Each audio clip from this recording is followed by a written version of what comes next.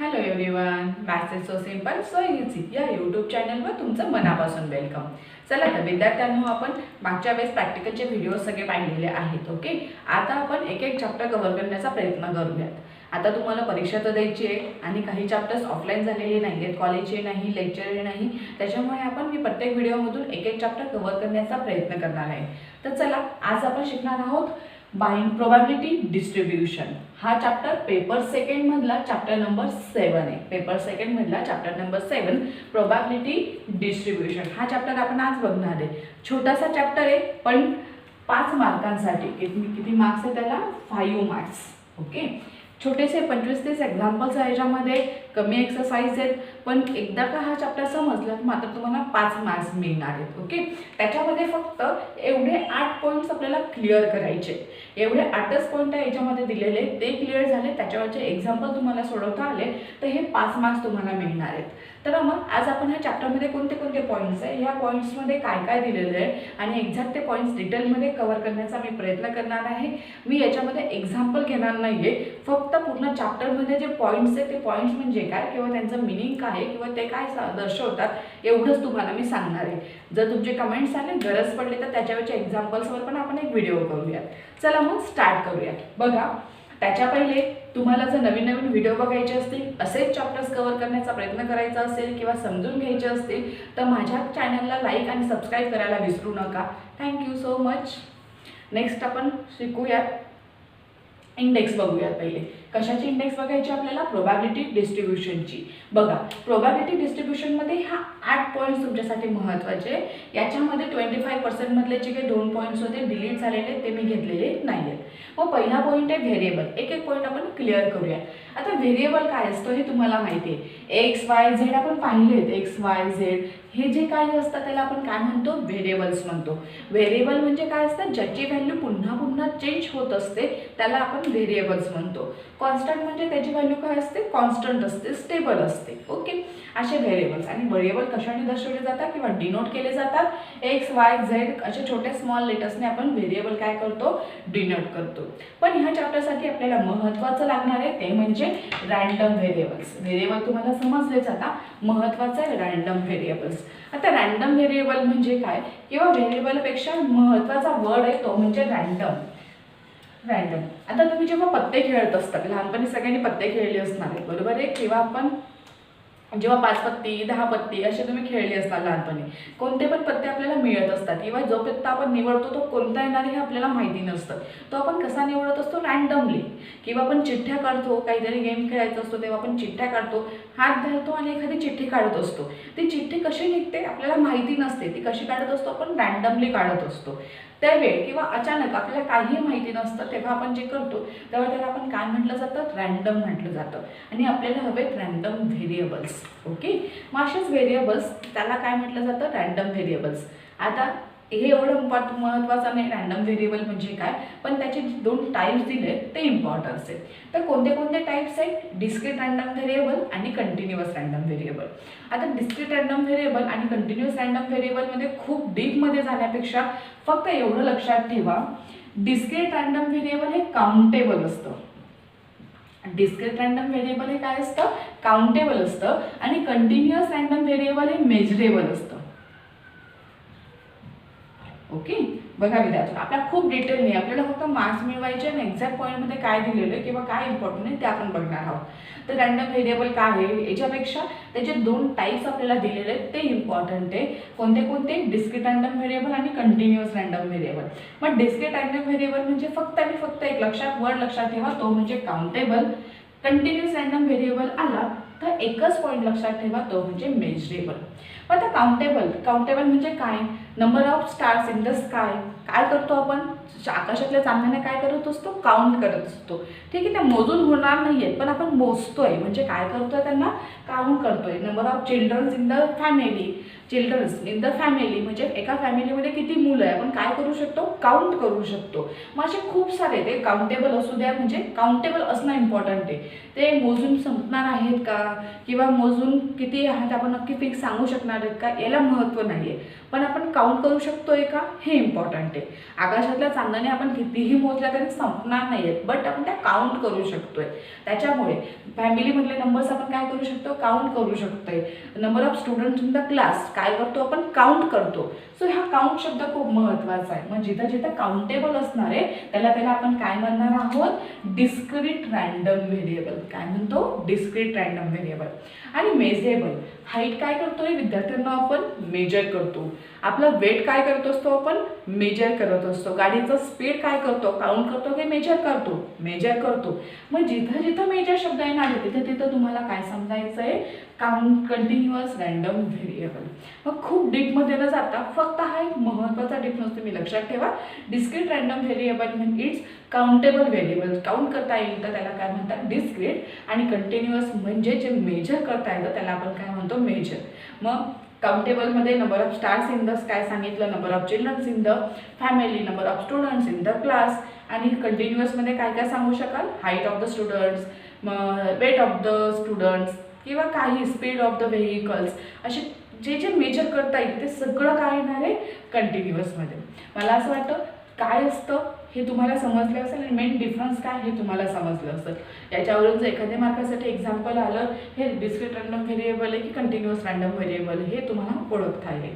Okay, next आपण येणार आहोत प्रोबॅबिलिटी डिस्ट्रीब्युशन. आता प्रोबॅबिलिटी डिस्ट्रीब्युशन हा तर मेन चॅप्टर आहे आपला, पण डिस्ट्रीब्युशन शिकण्याच्या पहिले आपल्याला माहिती पाहिजे विद्यार्थ्यांना, ते म्हणजे प्रोबॅबिलिटी. मग what is the probability, probability काय असतं हे तुमचं 11thला झालेलं आहे. काय प्रोबॅबिलिटी असते, प्रोबॅबिलिटीचा फॉर्म्युला काय असतो हे तुम्हाला ऑलरेडी 11thला माहिती आहे. पण माहिती नसेल तर आपण जस्ट 1 मिनिटामध्ये व्हॉट इज द प्रोबॅबिलिटी शिकून घेणार आहोत. बघा, लक्ष द्या. प्रोबॅबिलिटीसाठी तुम्हाला पहिल्यांदा हवं असतं, प्रोबॅबिलिटीचा फॉर्म्युला असतो number of E upon number of S is called as the probability. प्रोबॅबिलिटीचा फॉर्म्युला काय असतो, number of E upon number of S. मग आता मॅडम ई म्हणजे काय आणि एस म्हणजे काय, तर बघा, एस म्हणजे सॅम्पल स्पेस असतो, सॅम्पल स्पेस याला काय म्हणतात, एस. ते कशाने डिनोट होतं, सेटच्या फॉर्ममध्ये त्याच्या आपल्याला लिहिले जातात. ओके, देन इव्हेंट, ई म्हणजे काय असतो, इव्हेंट. इव्हेंट कशाने डिनोट होतो, ईने. ओके, सॅम्पल स्पेस आणि इव्हेंट. बघा, नंबर ऑफ ई, पण ई म्हणजे काय, इव्हेंट. ई कशाने डिनोट होतं, कॅपिटल ईने. एस म्हणजे काय, सॅम्पल स्पेस, त्याला कशाने डिनोट करतात आपण, एसने. ओके, आणि जेव्हा मग एसमध्ये कशाने तो काय असतो, एक सेट. ई पण काय असतो, एक सेट. एस पण काय असतो, एक सेट. फॉर एक्झाम्पल, एक एक्झाम्पल घेऊ आपण. A die is thrown. A die is thrown. Die आपण खेळतो, तुम्ही लहानपणी खूप गेम खेळला असाल, डाय हे करतो, त्याच्यावर किती आकडे असतात, 1 2 3 4 5 6.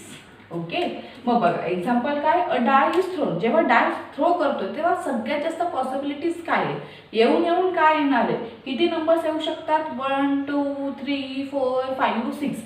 7 येणार आहे का, नाही. 8 येणार आहे का, नाही.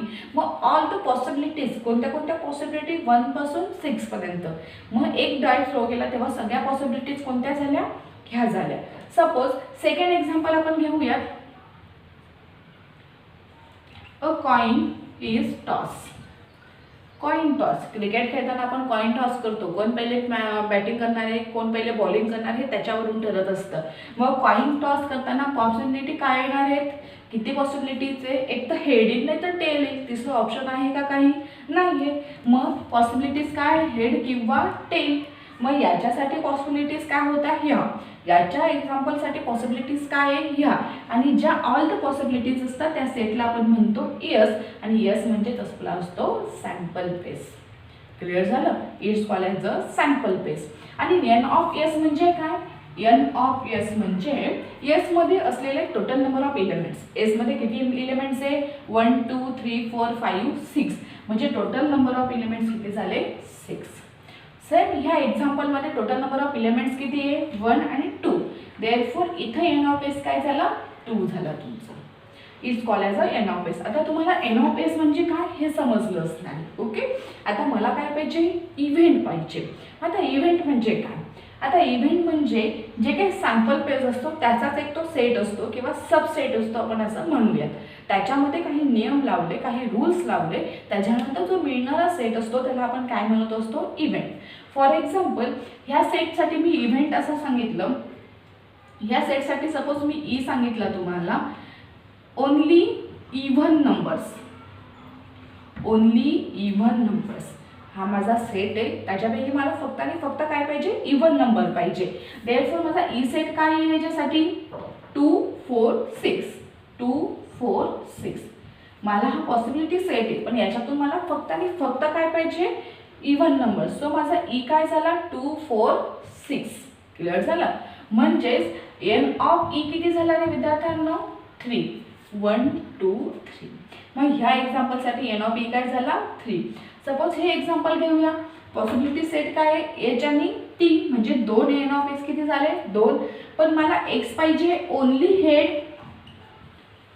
एक्स काय माझा, ओनली हेड. मग मला हेड म्हणजे काय, एक्स घ्या किंवा तिला ई मानलं तरी चालेल. ईने पण दर्शवू शकता, एक्सने पण डिनोट करू शकता.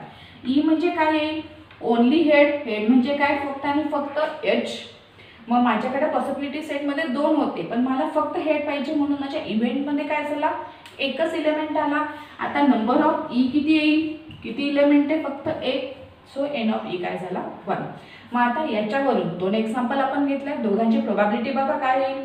पहिल्या एक्झाम्पलची प्रोबॅबिलिटी काय येईल, N of E upon N of S. पहिल्यामध्ये एन ऑफ ई काय आलेला आहे आपला, 3, म्हणून वरती काय येईल, 3. एन ऑफ एस किती आहे, 6, म्हणून खाली काय आला, 6. याचाच अर्थ 3 1 3, 3 2 6, 1/2. कशासाठी, कोणत्या एक्झाम्पलसाठी, ह्या पहिल्या एक्झाम्पलसाठी. आता एक्झाम्पल नंबर सेकंडसाठी प्रोबॅबिलिटी काय येईल, एन ऑफ ई काय आहे, 1. एन ऑफ एस काय आहे, 2, म्हणून काय येईल, 1/2. मग सेकंडसाठी पण प्रोबॅबिलिटी काय झाली, 1/2 is called as a probability. मग आता प्रोबॅबिलिटी म्हणजे काय तुम्हाला कळालं असेल. प्रोबॅबिलिटी म्हणजे काय असतं, number of E upon number of S. ईच्या ठिकाणी तुम्ही दुसरं कोणतंही व्हेरिएबल घेऊ शकतात, no problem. N of E म्हणजे काय, इव्हेंटची नंबर ऑफ इलेमेंट्स, आणि एन ऑफ एस म्हणजे सॅम्पल पेसमधील नंबर ऑफ इलेमेंट्स. पण सॅम्पल पेस म्हणजे काय असतो, मग ऑल द पॉसिबिलिटीज. आणि इव्हेंटमध्ये त्याच्यावर जो काही नियम किंवा रिस्ट्रिक्शन दिलेले त्याच्यानंतर जो मिळणारा सेट असतो तो. पण इव्हेंट हा नेहमी सबसेट ऑफ पॉसिबिलिटी सेट असतो. Okay, therefore probability is equal to N of E upon N of S. आता आपल्याला प्रोबॅबिलिटी कशी काढायची हे समजलंय, आणि मग आता आपल्याला शिकायचं आहे प्रोबॅबिलिटी डिस्ट्रीब्युशन. मग आता माझ्याकडे मी 2 प्रोबॅबिलिटीज काढल्या. सपोज माझ्याकडे 2 प्रोबॅबिलिटीज आहे, पण याच्यापेक्षा जर माझ्याकडे जास्त प्रोबॅबिलिटीज असतील, सपोज मी असे खूप सारे एक्झाम्पल्स घेतले. पहिल्या एक्झाम्पलची प्रोबॅबिलिटी मिळाली 1/2, दुसऱ्या एक्झाम्पलची प्रोबॅबिलिटी मिळाली 1/2. अजून माझ्याकडे एखादी एक्झाम्पल असेल त्याची प्रोबॅबिलिटी मिळाली मला सपोज 1/4. अजून एखादी एक्झाम्पल्स घेते मी, त्याची प्रोबॅबिलिटी सपोज मला मिळाली परत 1/4. किती प्रोबॅबिलिटीज आहे, किंवा अशा वेगवेगळ्या एक्झाम्पलच्या किती प्रोबॅबिलिटीज आहे माझ्याकडं, 4 प्रोबॅबिलिटीज आहे. ओके, आता ह्या प्रोबॅबिलिटीजला मी काय करते, फक्त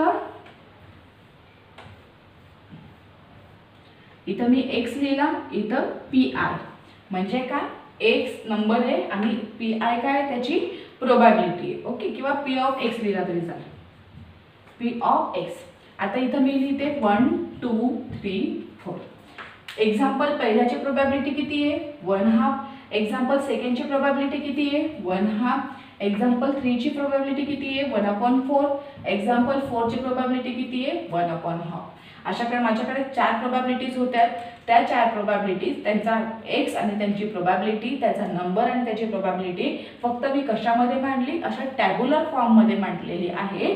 अशा टॅब्युलर फॉर्मला किंवा प्रोबॅबिलिटी आणि नंबर आणि त्याच्या प्रोबॅबिलिटी जेव्हा आपण अशा टॅब्युलर फॉर्ममध्ये मांडतो तेव्हा त्याला म्हटलं जातं प्रोबॅबिलिटी डिस्ट्रीब्युशन. तेव्हा त्याला काय म्हटलं जातं, प्रोबॅबिलिटी डिस्ट्रीब्युशन. मग जेव्हा जेव्हा तुम्हाला असा क्वेश्चन येणार आहे, find the probability distribution for this, तर त्यावेळेस तुमचा टेबल येणार म्हणजे येणार. फाइंड द प्रोबॅबिलिटी डिस्ट्रीब्युशन हा शब्द आला की त्याचा आन्सर म्हणजे शेवटी तुमचा असा टॅब्युलर फॉर्म असणार आहे. जेवढ्या प्रोबॅबिलिटीज दिल्या त्या टेबलमध्ये लिहिणं म्हणजेच काय असतं, probability distribution. So is called as a probability distribution. चला नेक्स्ट पॉईंट बघूया आपण, प्रोबॅबिलिटी मास फंक्शन. हो व्हॉट इज, आता प्रोबॅबिलिटी डिस्ट्रीब्युशन तुम्हाला कळालंय. आता मला काय पाहिजे, प्रोबॅबिलिटी मास फंक्शन पाहिजे. मग प्रोबॅबिलिटी मास फंक्शन म्हणजे काय असतं, चला बघूया.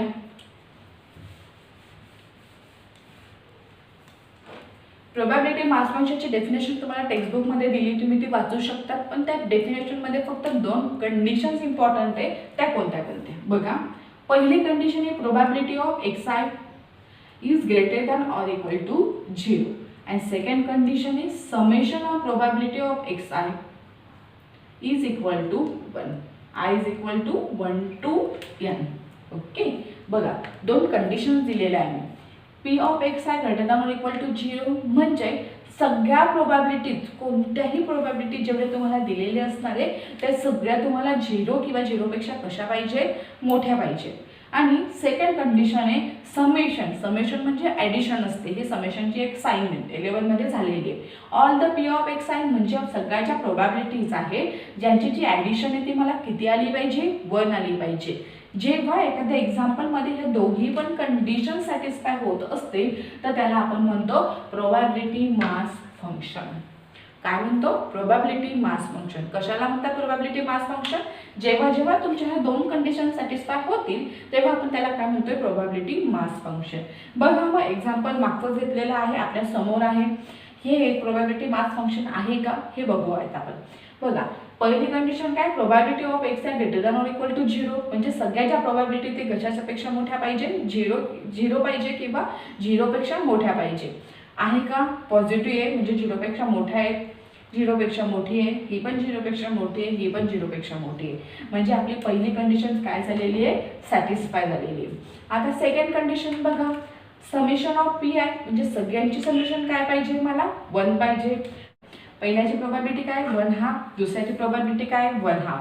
1/2 plus 1/2 we get 1/4, plus 1/4 we get 1/8, plus 1/2 we get 1/10. Addition काय भेटले तुम्हाला 1/10. 1 आहे का, ही नाही आहे, म्हणजे आपलं सेकंड कंडिशन सॅटिस्फाय होत नाही. So this is not a probability mass function, not a PMF. Clear झालं, समजलं सगळ्यांना. ओके, बघा म्हणजे ह्या 2 कंडिशन सॅटिस्फाय झाल्या त्याला आपण काय म्हणतो, प्रोबॅबिलिटी मास फंक्शन. अजून एक एक्झाम्पल घेऊयात. सपोज मी याला केलं मायनस, लक्ष द्या सगळ्यांनी आता व्यवस्थित. याला काय केलं मायनस, चेक करा हे probability distribution sorry probability mass function आहे का. पहिली कंडिशन काय, प्रोबॅबिलिटी कशा पाहिजे, 0 पेक्षा मोठी पाहिजे. आहे 0 पेक्षा मोठी, हो आहे. 0 पेक्षा मोठं आहे, मायनस साइन आहे, 0 पेक्षा मोठं येईल का, नाही. म्हणजे पहिली कंडिशन इथं सॅटिस्फाय होत नाही. म्हणून हे एक्झाम्पल पुढं सोडवण्याची आपल्याला गरजच नाही आहे, कारण याच्यामध्ये पहिलीच कंडिशन काय होते आपली, सॅटिस्फाय होत नाही. So it is not a probability mass function. Clear झालं. इकडं मायनस असलं तर आपल्याला काहीही फरक पडणार नाही आहे, कारण आपण इथं काय करतोय, प्रोबॅबिलिटीज बघतोय. म्हणून आपल्याला फक्त आणि फक्त ही लाईन बघायची. वरच्या लाईनमध्ये मायनस असू द्या किंवा प्लस, फरक पडणार नाही. आपल्याला फक्त पाहिजे ही लाईन. इथं मायनस असलं तर ती प्रोबॅबिलिटी मास फंक्शन राहत नाही. ॲडिशन 1 नाही आली तरी ती प्रोबॅबिलिटी मास फंक्शन राहत नाही. आता बघूया हेच एक्झाम्पल मी चेंज करते, लक्ष द्या. आता बघा हे पण पॉझिटिव्ह आहे, हे पण पॉझिटिव्ह आहे, हे पण पॉझिटिव्ह आहे आणि हे पण पॉझिटिव्ह आहे. म्हणजे पहिली कंडिशन आपली काय झाली, सॅटिस्फाय झालेली आहे. आता आपण सेकंड कंडिशन बघूया. ॲडिशन 1 येते का, 3/2 प्लस 3/2 सगळ्यांचे डिनॉमिनेटर 2 आहे, म्हणजे फक्त वरच्याची ॲडिशन होईल. 3 + 3 6 + 1 7 + 1 8. हे काय येतं आहे 8/2 1 4. आन्सर काय येतं आहे 4. म्हणजे हे सुद्धा प्रोबॅबिलिटी डिस्ट्रीब्युशन फंक्शन नाही आहे. आपल्याला आन्सर काय पाहिजे, फक्त आणि फक्त 1च पाहिजे. मग 1 येण्यासाठी काय करावं लागेल, काय करावं लागेल म्हणजे दिलेलं असेल ते महत्त्वाचं. इथं आन्सर 4 येते म्हणून आपल्याला हे पण प्रोबॅबिलिटी डिस्ट्रीब्युशन येणार नाही. आणि सपोज मी आता सगळ्यांचा डिनॉमिनेटर 8 करून टाकला तर आता ॲडिशन बघा काय येईल, सगळ्यांचा डिनॉमिनेटर सेम आहे 8. मला वरच्याची फक्त काय करावी लागणार आहे, addition 3 + 3 6 + 1 7 + 1 8. So 8/8 we get 1. So second condition सुद्धा सॅटिस्फाय होते. Therefore it is a PMF म्हणजे प्रोबॅबिलिटी मास फंक्शन.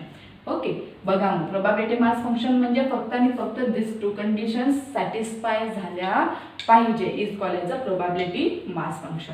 मला असं वाटतं तुम्हाला आता हे समजलं असेल. बघा आता नेक्स्ट पॉईंट आहे कम्युलेटिव्ह डिस्ट्रीब्युशन फंक्शन. काय आहे? Cumulative distribution function. Probability distribution function कशाने दर्शवलं जातं? पी ऑफ एक्सने. बट कम्युलेटिव्ह डिस्ट्रीब्युशन फंक्शन हे दर्शवलं जातं एफ ऑफ एक्सने. कम्युलेटिव्ह डिस्ट्रीब्युशन फंक्शन कशाने डिनोट केलं जातं? एफ ऑफ एक्सने. पण एफ ऑफ एक्स म्हणजे काय असतं? Probability of X less than or equal to small X. Okay, cumulative distribution विचारलं तरी आपण त्याला कोणत्या फॉर्ममध्ये कन्व्हर्ट करतोय? प्रोबॅबिलिटीच्या फॉर्ममध्ये. मग कम्युलेटिव्ह डिस्ट्रीब्युशनसाठी काय महत्त्वाचं असतं? कशाने डिनोट केला जातो? एफ ऑफ एक्सने. बट एफ ऑफ एक्स म्हणजे काय असतो? Probability of X less than or equal to X. मग याच्यामध्ये विद्यार्थ्यांना नीट लक्ष द्या, हा एक्स आणि हा एक्स सेम असतो. फॉर एक्झाम्पल मी सांगितलं मला एफ ऑफ 4 पाहिजे. काय पाहिजे? F of 4. मग काय कराल तुम्ही? फक्त व्हॅल्यू टाका. लेस हा एक्स आणि हा एक्स काय असतो? सेम असतो. हा 4 आहे म्हणून हा पण काय झाला? 4 पाय झाला. मग मला एफ ऑफ 4 काढायचा आहे, म्हणजेच मला प्रोबॅबिलिटी काढायची अशांची जी 4 आणि 4 पेक्षा कसे छोटे आहेत.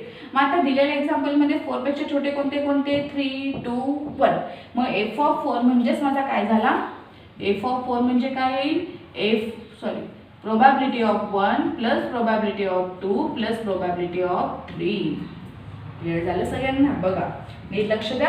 कम्युलेटिव्ह डिस्ट्रीब्युशन फंक्शन म्हणजे काय असतं? कशाने डिनोट होतो? एफ ऑफ एक्सने. But F of X is equal to काय? Probability of X less than or equal to X. याच्यामधला हा एक्स आणि हा एक्स कसा असतो? सेम असतो. जर मला काढायला लावलं एफ ऑफ 4 म्हणजेच मला काय काढायचं आहे? सगळ्या अशा प्रोबॅबिलिटी काढायच्या ज्या 4 पेक्षा कशा आहेत? 4 आणि 4 पेक्षा कशा आहेत? छोट्या आहेत. ओके, मग याच्यामध्ये प्रोबॅबिलिटी ऑफ 4 पण ऍड होईल. Strictly less than. ठीक आहे, आपल्याला काय पाहिजे? Equal to less than or equal to x. म्हणजे मी इथं 4 आहे तर 4. जर मला एफ ऑफ 3 विचारला तर काय करणार आहे मी? Probability of X less than or equal to 3 म्हणजे काय? Probability of 1 plus probability of 2 plus probability of 3.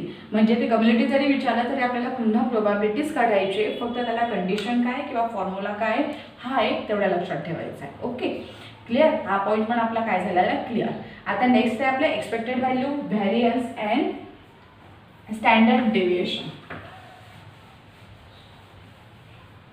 बघा हे तिघं पॉईंट आपण एकत्र शिकणार आहोत. Expected value, variance and standard deviation. त्याच्यामध्ये फक्त फॉर्म्युले आणि फॉर्म्युल्यांमध्ये तुम्हाला काय टाकायचे आहे? व्हॅल्यू टाकायचे आहे. बघा मग expected value is denoted by E of x आणि त्याचा फॉर्म्युला आहे summation of X I P i i is equal to 1 to n. त्याच्यानंतर नेक्स्ट आहे variance. Variance is denoted by sigma square is equal to E of x bracket square e of x square minus e of x bracket square and then यालाच variance of x पण म्हणतात. So var of x म्हणजेच हा असतो sigma square. त्याच्यानंतर standard deviation म्हणजे फक्त sigma is equal to असतो in root var of x. बघा नीट लक्ष द्या. हे फॉर्म्युले मात्र तुम्हाला पाठ करावेच लागणार आहे. एक्सपेक्टेड व्हॅल्यू कशाने डिनोट करता? ई ऑफ एक्सने. व्हॅरियन्स कशाने डिनोट करता? व्हॅर ऑफ एक्स किंवा सिग्मा स्क्वेअरने. स्टँडर्ड डेव्हिएशन कशाने डिनोट करता? एस डी किंवा सिग्माने. मग एक्सपेक्टेड व्हॅल्यूचा फॉर्म्युला काय? Summation of X I P I. मी आत्ताच सांगितलं डिस्ट्रीब्युशन कसं असतं? वरती काय असतो? एक्स, खाली काय असतो? पी ऑफ एक्स किंवा पी ऑफ एक्स आय.